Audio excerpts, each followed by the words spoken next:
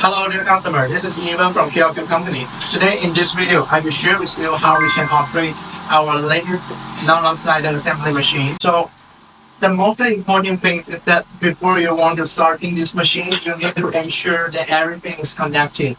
For example, the electricity and the air, and also the regulator to control the vibrating disc. You need to ensure everything is ready. After connecting these things, and then we can start this machine. So now follow my video and see how we can start this machine. As you can see, behind this electrical panel, we have the main power switch. We need to turn it up first. And after turning it up, we need to turn this button into automatic model. And then we just press this start button. So now this machine start working. As you can see, in our latest assembly machine, we have 4 vibrating discs, and both of them to transport the slider body, another 2 will transport the slider puller.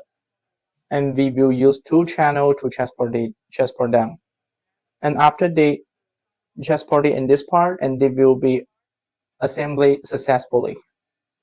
Actually, we already testing this machine maybe more than 15 minutes.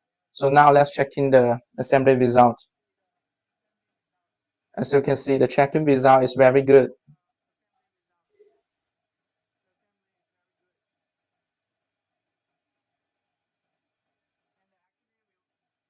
And also, the working situation of this machine is very stable. It runs very smoothly. Okay, my friends, so this is a video for showing you how we can operate this machine. I hope this video will be useful for you. If you want to know more details of this machine, please feel free to contact us. Thank you.